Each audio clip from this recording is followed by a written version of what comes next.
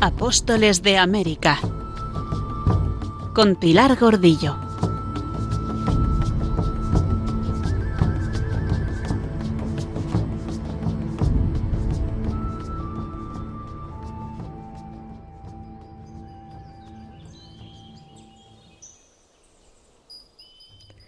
Creo que vuestra magnificencia tendrá gusto de conocer todo lo sucedido en el viaje y de las cosas más maravillosas que se me han ofrecido. Y si soy algún tanto prolijo, póngase a leerla cuando esté más desocupado o como postre después de levantada la mesa. Vuestra merced sabrá cómo, por comisión de la Alteza de estos Reyes de España, partí con 2 carabelas a 18 de mayo de 1499 para ir a descubrir hacia la parte del noroeste, o sea, por la vía del mar Océano, y tomé mi camino a lo largo de la costa de África, tanto que navegué a las Islas Afortunadas, que hoy se llaman las Islas de Canarias, y después de haberme abastecido de todas las cosas necesarias, hechas nuestras oraciones y plegarias, nos hicimos a la vela desde una isla que se llama La Gomera, y navegamos 24 días con viento fresco, sin ver tierra ninguna. Y al cabo de 24 días avistamos tierra, dimos gracias a Dios y echamos al agua los botes, y con 16 hombres fuimos y la encontramos tan llena de árboles que era cosa maravillosa, no solo su tamaño, sino su verdor, porque nunca pierden las hojas, y por el olor suave que salía de ellos, que son todos aromáticos, daban tanto deleite que nos producía gran placer. Trabajamos todo el día hasta la noche y en ninguna ocasión encontramos camino ni facilidad para entrar tierra adentro, porque lo impedía la espesura de los árboles. Y vimos en este mar una cosa maravillosa, y fue que encontramos el agua dulce como un río, y sacamos de ella y llenamos todos los barriles vacíos que teníamos. Cuando estuvimos en los navíos, levamos anclas y nos hicimos a la vela, porque mi intención era ver si podía dar vuelta a un cabo de tierra que Ptolomeo llama el Cabo Categara. Navegamos hacia el mediodía y a lo largo de la costa vimos desembocar de la tierra 2 grandísimos ríos de 4 leguas de anchura. Creo que estos 2 ríos eran la causa de ser dulce el mar, debido a su grandeza. Acordamos entrar en uno de estos ríos con los botes y navegar hasta encontrar población de gente, y preparados nuestros botes, aprisionados para 4 días con 20 hombres bien armados, nos metimos por el río y a fuerza de remos navegamos por él 2 días tentando la tierra, y encontramos que era tan espesa de árboles que apenas un pájaro podía volar por ella. Y así, navegando por el río, vimos señales ciertísimas de que el interior de la tierra estaba habitado, y porque las carabelas habían quedado en un lugar peligroso, cuando el viento saltase de travesía, acordamos, al cabo de 2 días, volvernos a las carabelas, y así lo hicimos. Lo que aquí vi fue que vimos una feísima especie de pájaros de distintas formas y colores, y tantos papagayos y de tan diversas clases que era maravilla. Algunos colorados como grana, otros verdes y colorados y amarillos limón, y otros totalmente verdes,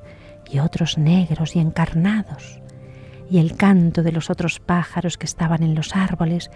era cosa tan suave y de tanta melodía que nos ocurrió muchas veces quedarnos suspensos por su dulzura.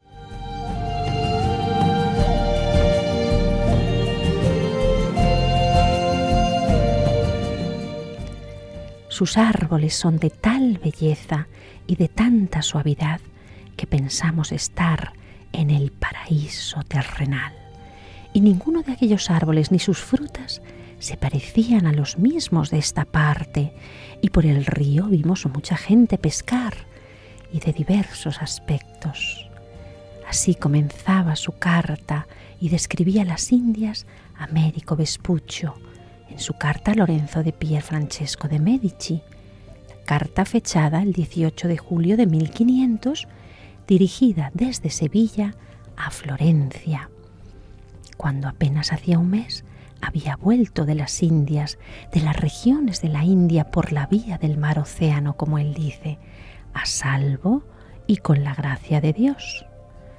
Esta visión paradisíaca de la naturaleza exuberante, con sus árboles espesos y perfumados,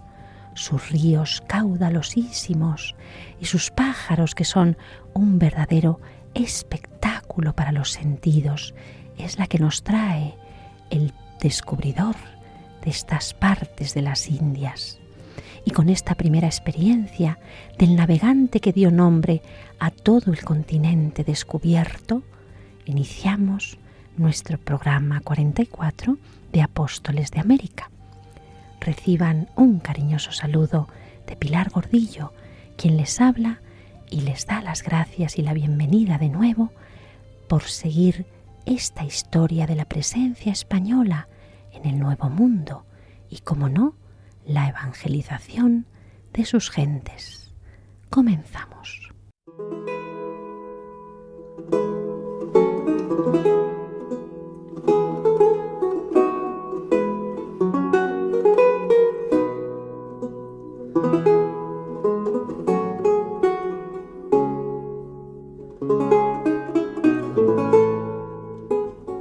Estamos en el verano de 1509 y el rey, desde Valladolid, el 14 de agosto, por medio de una real cédula, declara que va a obrar con la prudencia que exige la gobernación de países tan lejanos y pide noticia acerca del mapa con la división de obispados en la Española, mapa que había enviado el gobernador de la isla, con el dibujo de la división de los términos, una pintura de la isla, y se encargará el rey que se trabaje en ello con mucho cuidado, porque había gran necesidad de verlo. En las cartas que vinieron de las Indias que enviastes, nos escribe el gobernador como envía una pintura de la división de los obispados de las Indias. Esta no vino acá, no sé si quedó allá en vuestro poder. Si allá quedó, enviadla, porque de verse hay mucha necesidad.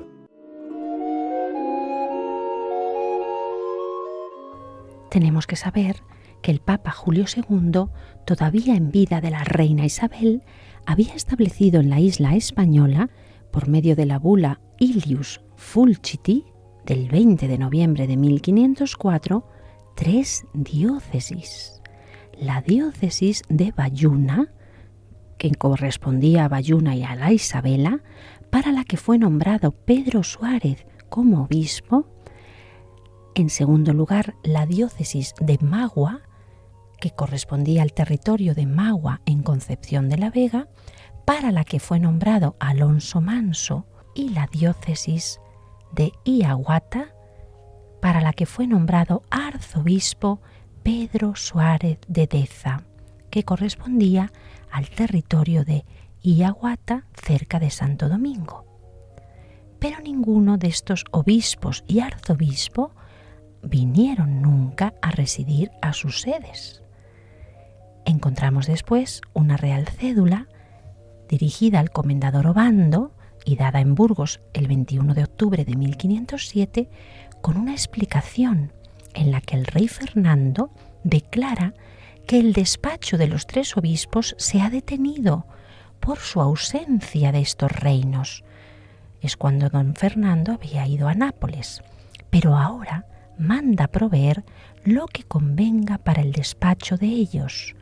y en cuanto lleguen las bulas de Roma, que ahora está enviando a por ellas, se despacharán para que vayan los obispos a residir allá. Y sigue diciendo que escribirá acerca de las rentas que han de gozar, y que cuando tengan sus rentas verá si tienen que ser los obispos proveídos de indios, si sí o si no. pero las bulas tardaron en venir de Roma. Y así nos lo hace ver Alberto de la Hera en el artículo dedicado a las primeras diócesis americanas. Resulta que estos nombramientos de iure, de derecho, de los primeros obispos no llegaron a cumplirse de facto,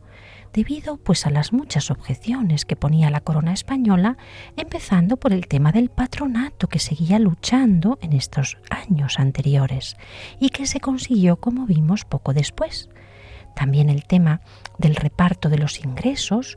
cuántos serían los diezmos, para qué serían aplicados, quién tenía que cobrarlos y otros asuntos concernientes a la propia jurisdicción de la Iglesia en las Indias.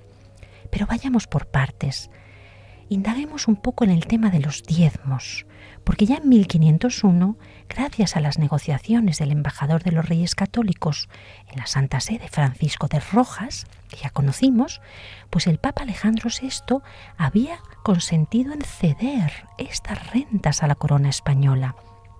De hecho, la bula del 16 de noviembre de 1501 había concedido a los reyes de España los diezmos de Indias perpetuamente, en atención a los gastos que la conquista temporal de estas tierras y también la conquista espiritual conllevaban,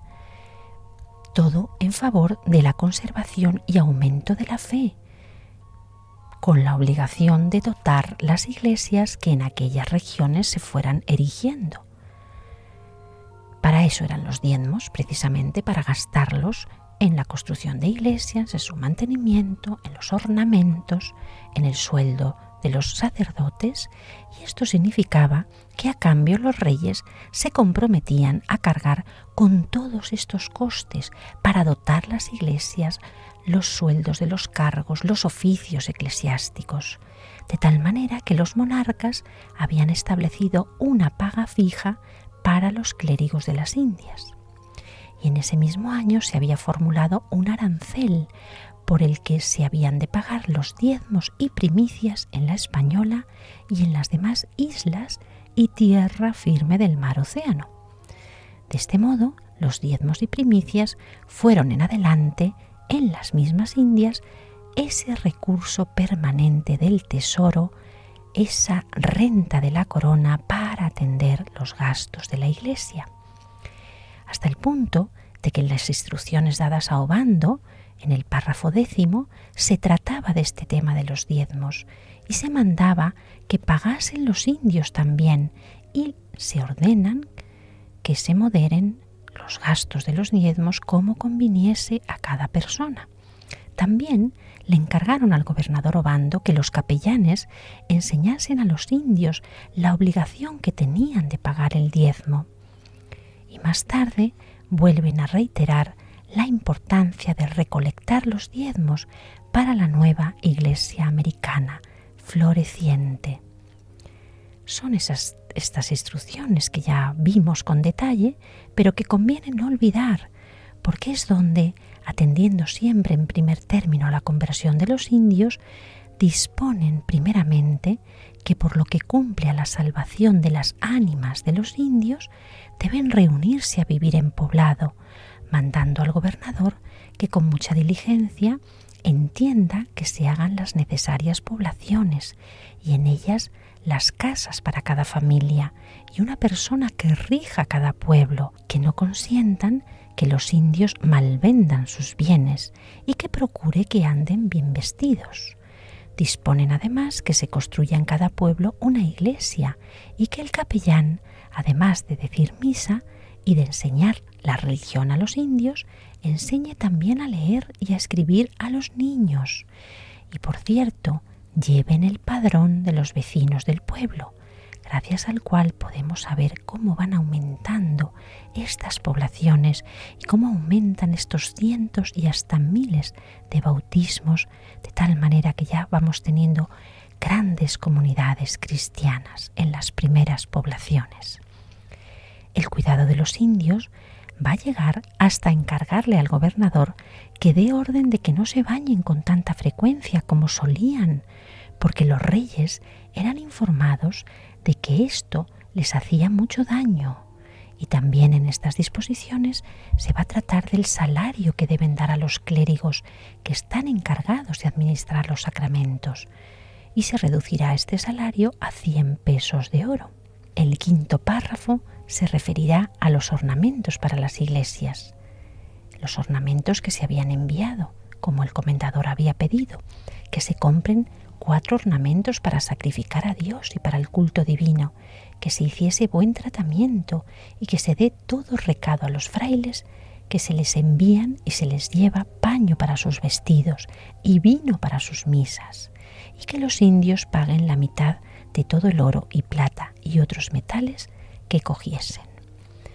Bueno, como vemos, todas estas instrucciones continúan tratando de las indulgencias para los que diesen limosna a las iglesias y hospitales,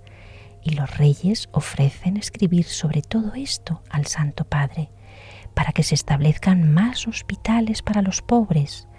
para los cristianos, así como para los indios, asignándoles nuevas tierras para sostenerlos. Gracias a estas tierras, a los cultivos, a estas rentas, podrán mantener los gastos de los hospitales. Pero quizá la disposición más importante de esta instrucción es aquella en la que al gobernador le encargan que procure que no solo los indios se casen con sus mujeres en la Santa Iglesia, sino que algunos cristianos se casen con mujeres indias y las mujeres cristianas con indios, cosa que en efecto se va a ir llevando a cabo en todas las regiones de la América española, preparando esa fusión de las dos razas que venimos contemplando en estos últimos años, evitando así la extinción de los naturales, como ha sucedido en otros países que ocuparon otras naciones de Europa. Pero volviendo a la organización de la Iglesia oficial, ¿cómo era esta organización? No la de los frailes franciscanos misioneros, el clero regular, sino la del clero secular.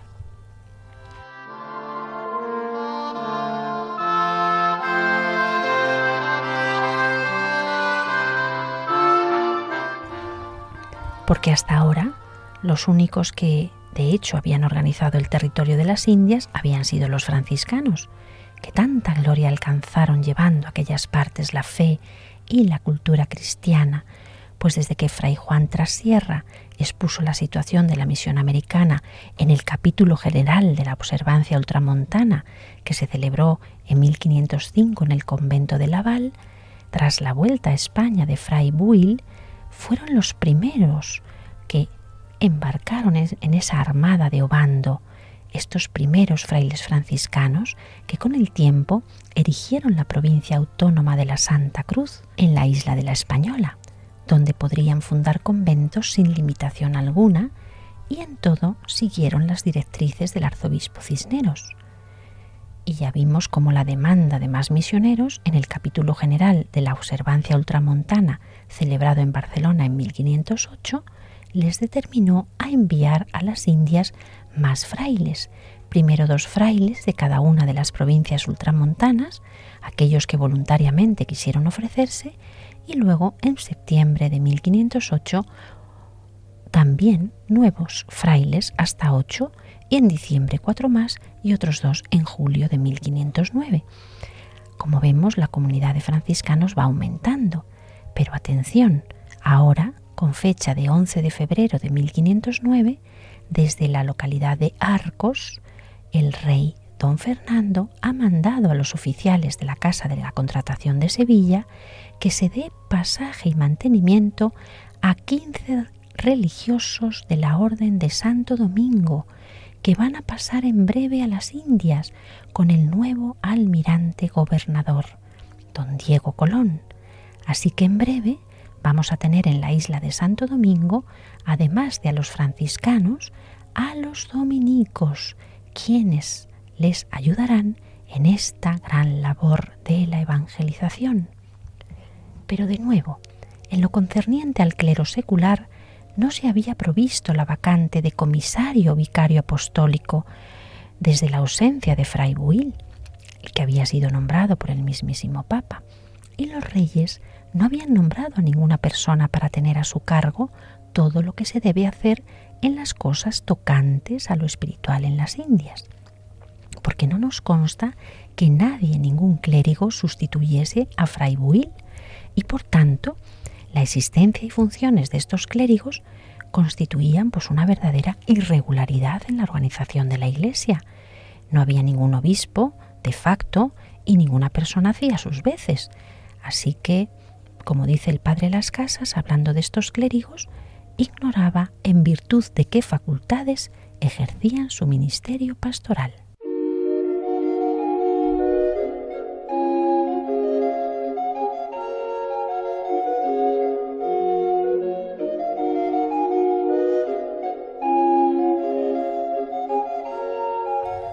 Así que a pesar de esta falta de liderazgo religioso y gracias a la gran comunidad franciscana, pues cada vez tenemos más testimonios de una vida eclesiástica real desarrollada en este mismo verano de 1509 en unos pueblos de indios con una intensa vida religiosa, con párrocos y parroquias, escuelas, hospitales, confesión de los indios, culto divino y diezmos cobrados y digamos, utilizados. Y todo ello revela un notable avance en la situación religiosa.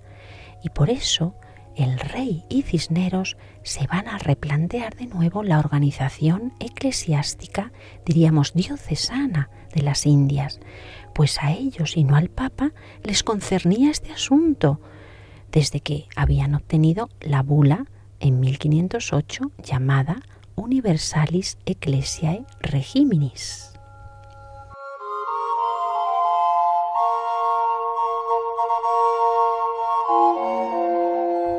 Esta bula del 28 de julio de 1508 es reconocida por historiadores del derecho eclesiástico como el documento clave que concedió a los reyes católicos el llamado Patronato Real de las Indias. En ella se les había otorgado el derecho exclusivo de presentar candidatos para los cargos eclesiásticos en las Indias y también la facultad de establecer esa organización religiosa en los territorios descubiertos. Por tanto, con esta bula, la base jurídica de la organización eclesiástica en Indias ha quedado firmemente establecida. Pueden crear catedrales, iglesias y parroquias. Se les reconoce el derecho de presentar obispos a los reyes de España y se regula la provisión de beneficios o rentas económicas para ellos. Y aunque habrá que esperar a una nueva bula en 1511, la llamada Romanus Pontificex del 8 de agosto, en la que el Papa, atendiendo a los cambios de las nuevas ciudades y de las nuevas poblaciones, algunas más numerosas que otras, pues en esa bula se va a reconfigurar el mapa de las diócesis y esas 3 primeras diócesis que conocimos serán cambiadas en otras 3 diferentes: la diócesis de Santo Domingo, la diócesis ahora llamada de Concepción de la Vega y la tercera, la diócesis de San Juan de Puerto Rico, que ya conoceremos en su momento junto a sus nuevos obispos, porque ahora seguimos en este verano de 1509, cuando el rey Fernando, decíamos, está reclamando el mapa de los obispados para estudiar la mejor forma de distribuir este territorio que ha de gobernar con nuevos obispos y con un arzobispo en un futuro ya inmediato.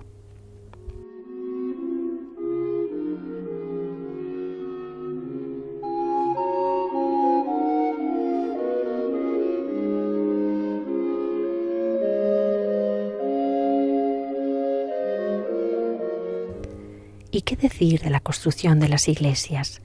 Pues tenemos una carta, precisamente en estos días, el 24 de octubre de 1509, fechada en Valladolid y escrita por Pedro Mártir de Anglería al Deán y Cabildo de Granada, manifestando cuán mal y con cuánto retraso se está llevando a cumplimiento la manda que dejó la reina Isabel la Católica para las fábricas de las iglesias.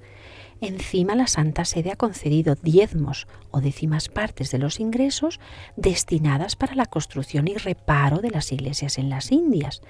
Pero Pedro Mártir dirá de manera un poco irónica y algo mordaz, hasta ahora a los reyes no les había importado, no se habían preocupado ni de construir nuevas iglesias, ni de reparar las que estaban en ruinas o se estaban derrumbando. Pero eso sí, el tesoro no cesaba en exigir los diezmos hasta la última moneda.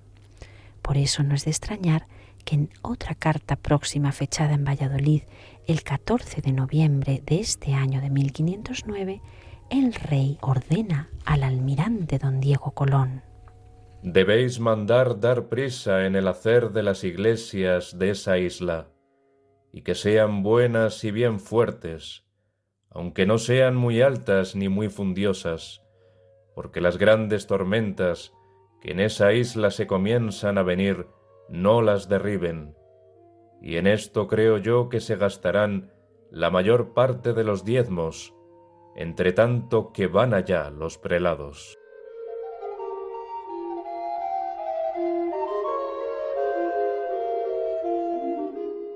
Ya al comendador Obando le había insistido el rey don Fernando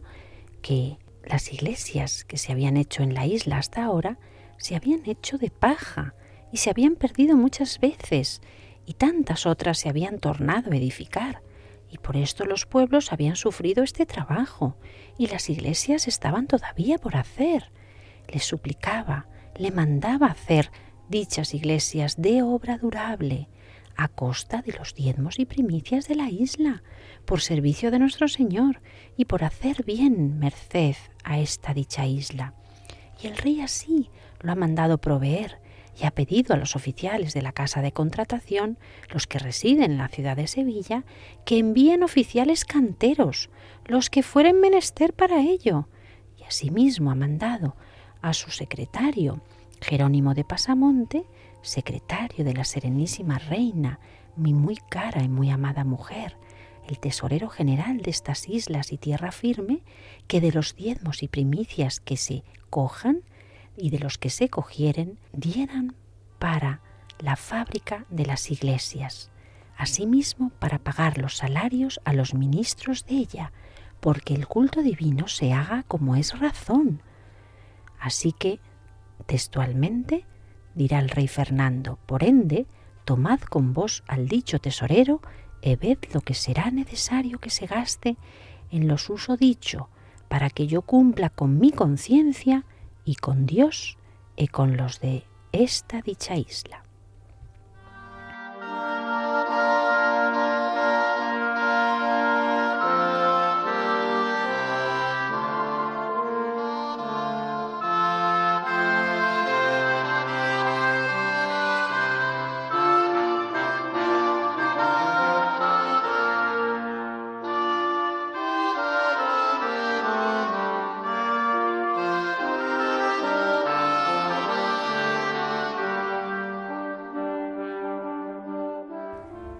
El rey insiste en que se lleven a la española indios de las islas comarcanas, de las Indias cercanas, diríamos,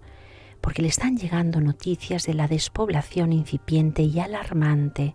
y va a mandar poner veedores para la construcción de los nuevos edificios, de esas nuevas iglesias. En este verano de 1509, el rey también va a declarar que los procuradores le han pedido literalmente, le han suplicado, hiciese merced a los hospitales de la Buenaventura y de la Concepción, que les hiciese merced de las onzas de oro que se fundieron en estas villas,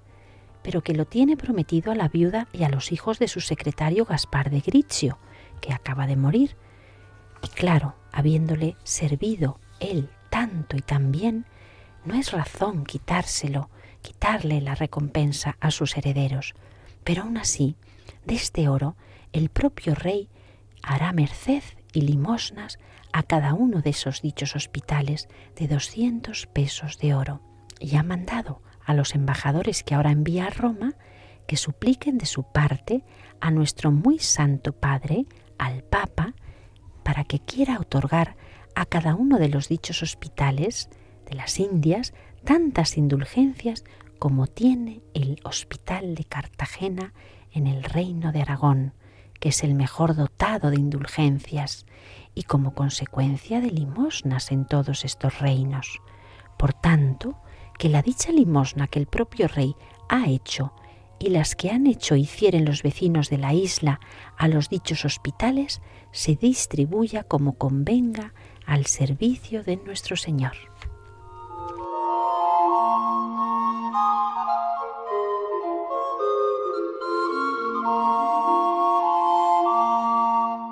Organización del territorio estamos viendo en este día, organización y distribución de los diezmos recolectados para los gastos de la Iglesia,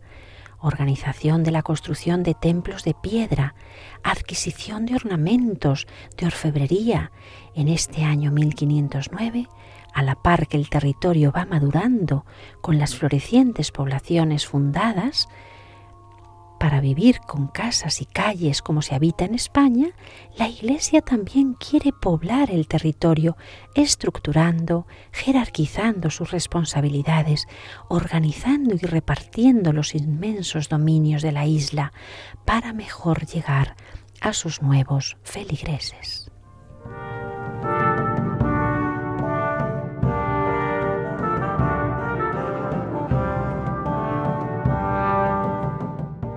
Y mientras la joven iglesia indiana va madurando, ¿cuál es el ambiente que se respira en la corte de España? ¿Cuáles son los asuntos que entretienen al rey y que se entretejen entre la vida y gobierno de las Indias? Pues en este tiempo, del verano de 1509, la corte asentada en Valladolid es testigo de un rey eufórico y confiado. Es tiempo de paz para el reino, pues el rey Fernando ha firmado una alianza con Francia en Cambrai, y los dineros y las tropas y las energías antes derrochadas en las tierras de Italia parece que van a recogerse en esta tregua. Parece, porque siempre puede surgir un nuevo frente al que atender, y eso es precisamente lo que ha surgido en la primavera. La tregua con el enemigo francés les ha permitido volcar sus recursos en un escenario más importante, pero más peligroso también para la corona de Aragón, el litoral del norte de África.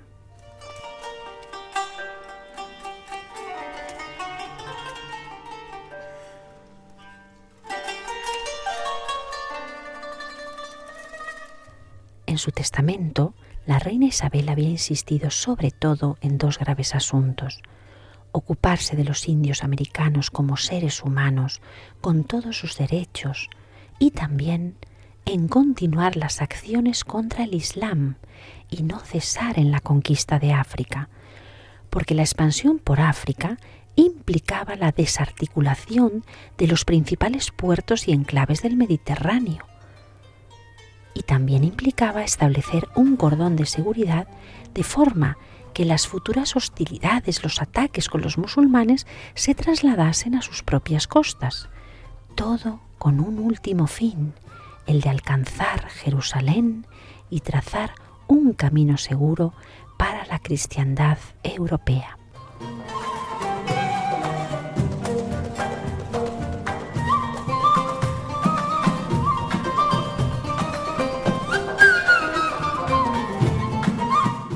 Y mientras escuchamos esta pieza tradicional del folclore árabe, Longa Riyad, del disco Oriente Lux, publicado por Alia Vox bajo la dirección de Jordi Sabal, con la participación de Waed Bouassoum y Moslem Rajal, conocemos que el alcaide de los donceles ya había conquistado Mazalquivir en 1505 y Pedro Navarro, veterano de las guerras de Italia junto al gran capitán, había ocupado el Peñón de la Gomera en 1508.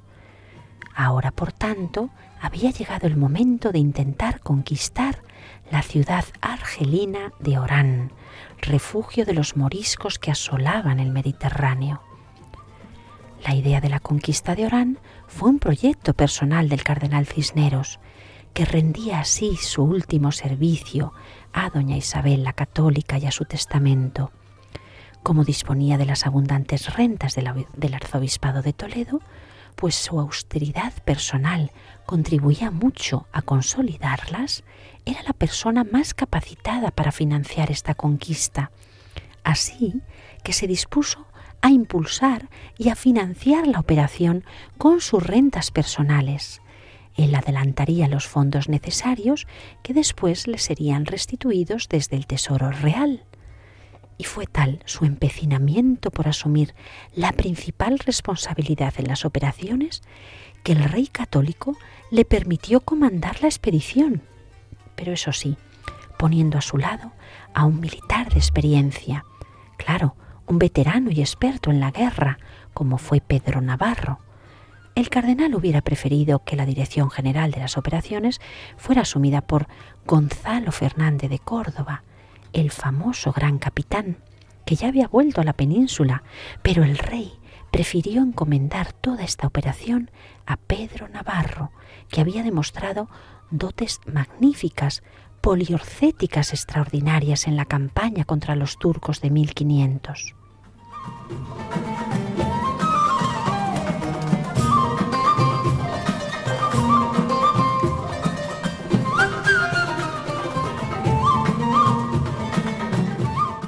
La relación entre ambos no fue precisamente buena, porque al militar le incomodaba la intromisión del cardenal primado en el mando militar de una empresa tan ambiciosa.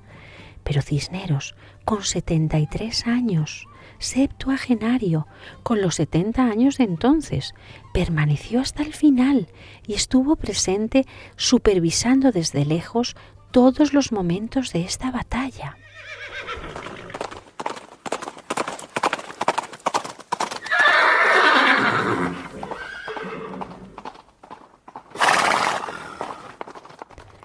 En Cartagena se concentraron 10.000 infantes de a pie, soldados la mayoría procedentes del tercio de Sicilia, 4.000 caballos y caballeros.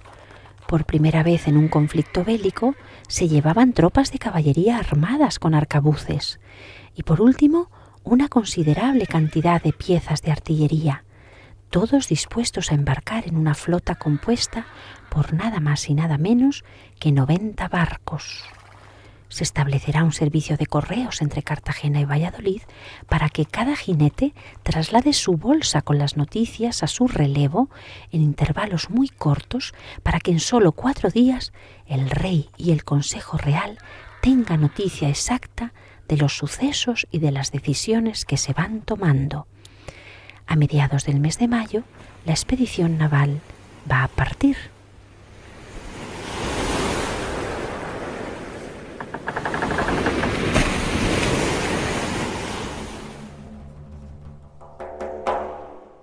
Y toda esta milicia va a desembarcar en Mazalquivir, un lugar muy próximo a Orán, pero separado de él por una escarpada sierra.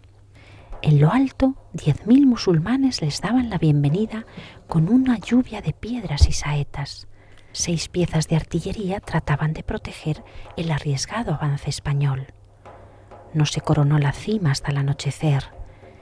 Pedro Navarro limpió la zona de enemigos y preparó el asalto a la ciudad, que estaba defendida por una gruesa muralla y por 2 castillos.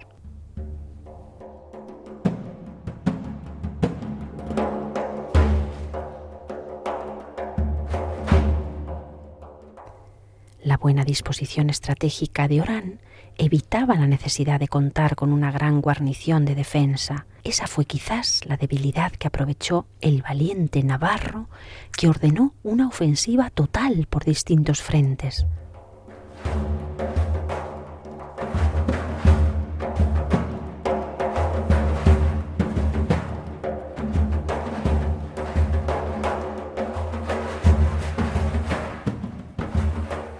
El 17 de mayo, las tropas españolas, tras un combate de 2 horas, pudieron apoderarse de Orán.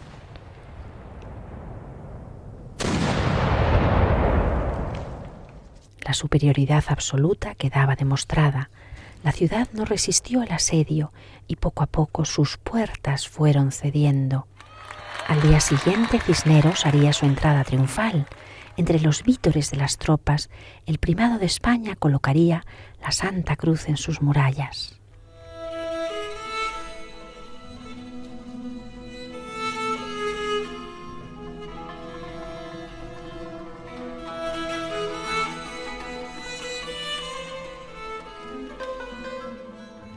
Los soldados participantes, mercenarios endurecidos por la experiencia en las campañas italianas, aspiraban sencillamente a repartirse el botín de los infieles, pero sus capitanes no lo permitieron, iban más lejos, aunque en posiciones contrapuestas. Cisneros se apoyaba en el hecho de que había garantizado el pago inmediato de las soldadas, trataba de crear allí un núcleo desde donde pudiera lograrse la expansión del cristianismo, ese cristianismo que tan sólido había sido allí, en esta África hasta el siglo VII. Orán, por cierto, va a ser desde entonces diócesis sufragánea de Toledo, y sus 2 mezquitas van a convertirse en iglesias cristianas. Allí Cisneros pudo recoger una buena colección de libros árabes que pasaron a engrosar los fondos de la biblioteca de su querida Universidad Complutense en Alcalá de Henares.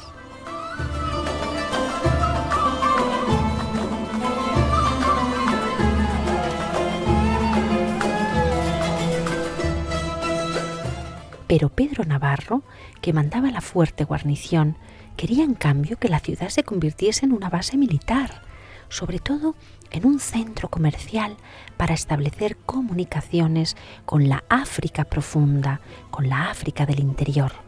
Este fue el criterio también del rey Fernando, que encomendó al duque de Medina Sidonia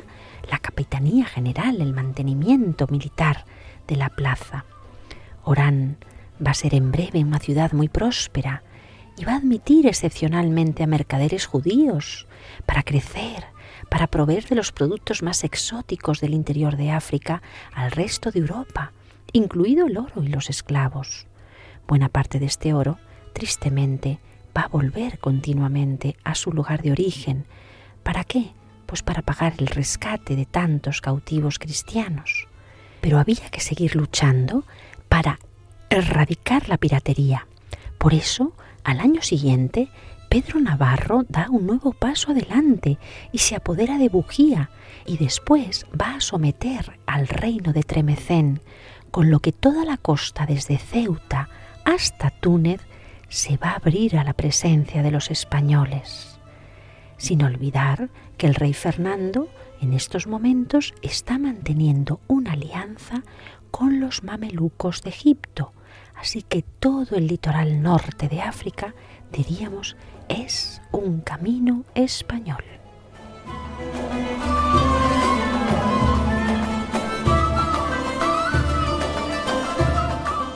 Y el sueño de llegar a Jerusalén por Castilla y Aragón cada vez está más cerca.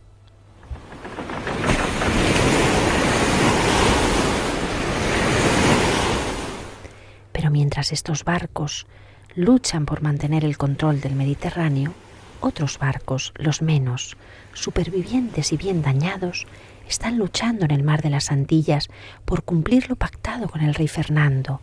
por descubrir, por fundar. Acerquémonos para ser testigos de sus andanzas. ¿Recuerdan nuestros oyentes? Son 3 las expediciones que el rey Fernando ha aprobado en la Junta de Burgos y ha enviado. La de Vicente Yáñez Pinzón y Juan Díaz de Solís, encargados de buscar el paso a la isla de las Especias, y las expediciones de Diego de Nicuesa y Alonso de Ojeda, que habían sido nombrados respectivamente gobernadores de Veragua y Nueva Andalucía, y tienen encomendadas la fundación de nuevos asentamientos en la zona del continente, en la tierra firme, concretamente en la región que llamamos Castilla de Oro, correspondiente a la costa noroeste de Colombia.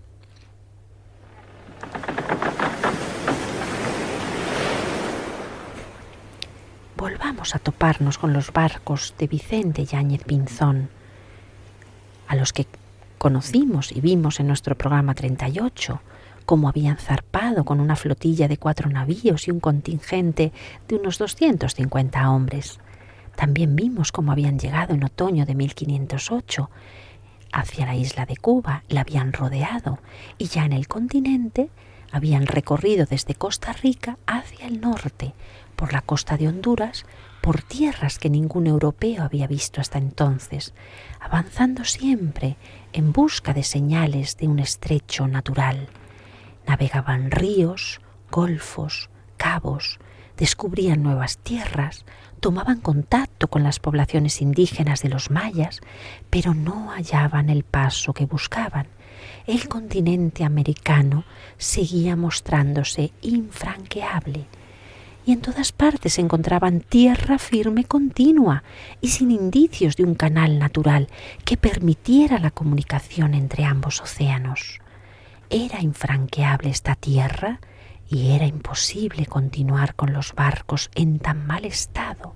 llenos de broma, ese molusco que se había comido literalmente la madera.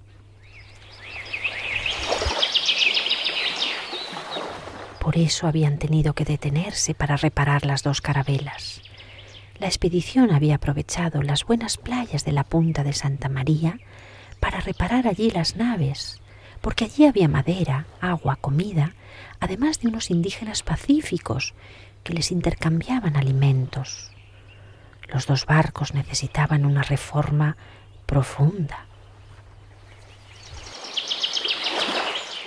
Había que descargarlos por completo, desmontar su artillería, su velamen, trasladar todo a tierra, varar las barcas, limpiar, calafatear el casco por ambos lados y luego volver a armar y lastrar la embarcación. Y allí les habíamos dejado en la Navidad de 1508, en plena operación de reparación, en la que una de las carabelas quedaba indefensa y la otra debía mantenerse operativa. Y además había sido necesario construir algunas defensas empalizadas con madera en la tierra firme para proteger el campamento y el material.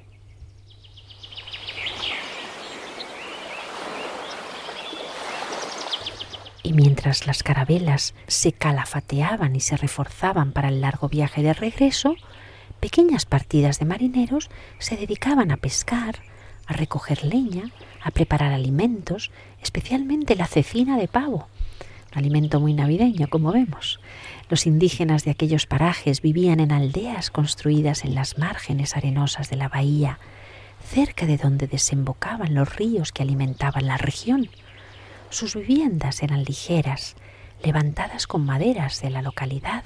cubiertas de palma, y se distribuían alrededor de algunos claros donde realizaban las actividades comunes. Llamó la atención de los cronistas la vestimenta que llevaban estos mayas. Los hombres llevaban unas túnicas cortas de algodón hasta la rodilla, que Pedro Mártir comparó con la moda a la turquesca, pues eran prendas holgadas que no estorbaban en el combate, y las mujeres, por su parte, se cubrían hasta las pantorrillas, y todos ellos se adornaban los cabellos con trenzas o pequeñas diademas de fibras vegetales. Estos indios pacíficos cooperaron con los castellanos, convivieron pacíficamente estos meses,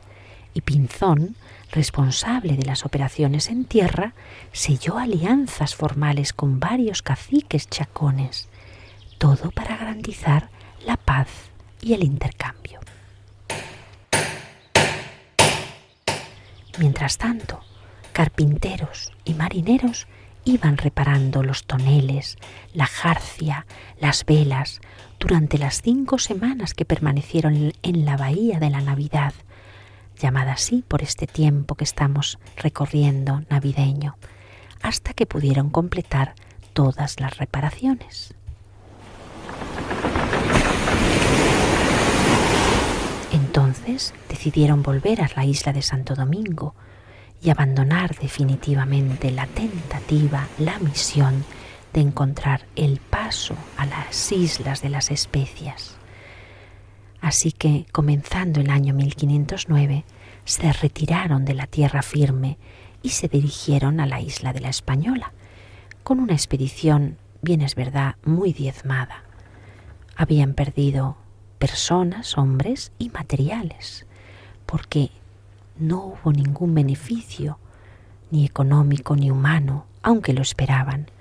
No habían hallado minas de oro, ni ningún otro recurso capaz de sostener la empresa.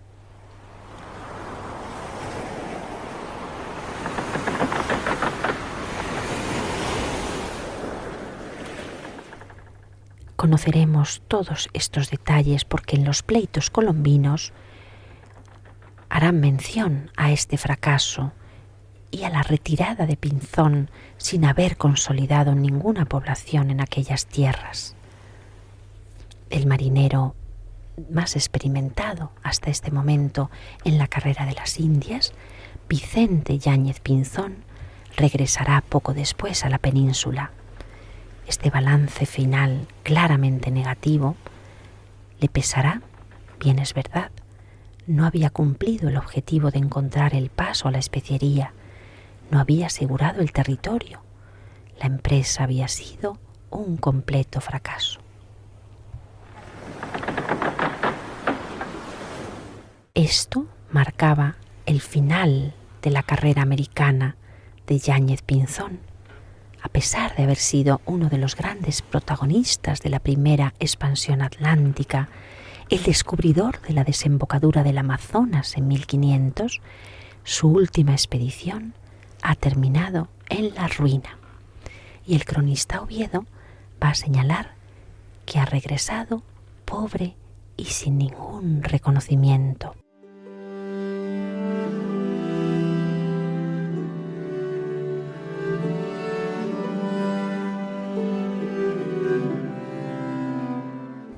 Vicente Yáñez Pinzón ha regresado pobre y fracasado y su compañero Juan Díaz de Solís será acusado y condenado a la cárcel. Y con esta prisión de Juan de Solís terminamos nuestro programa de hoy. Recuerden que pueden volver a escucharlo en el podcast de Radio María, en la página web www.radiomaria.es. También pueden escribirnos al correo apostolesdeamerica@radiomaria.es. Qué manera de terminar el programa, qué manera de terminar el año. Así de difícil, así de real es la vida de estos marinos que han capitulado con la corona, en principio para triunfar, enriquecerse y, cómo no, inmortalizar su nombre, su linaje para siempre. Pero la realidad estamos viendo que es otra, muy distinta. En las más de las ocasiones es la cárcel, la ignominia, el silencio y el ostracismo lo que les espera, sino la muerte por ahogamiento, por flecha de indio o por veneno en alguna de estas flechas. Dolor y muerte, sufrimiento y lágrimas para entretejer una historia que no acaba aquí, porque sigue abriéndose paso en nuestro relato que quiere acercarse cada vez más y ser testigo de los hechos, las andanzas y los méritos espirituales de nuestros primeros apóstoles de América.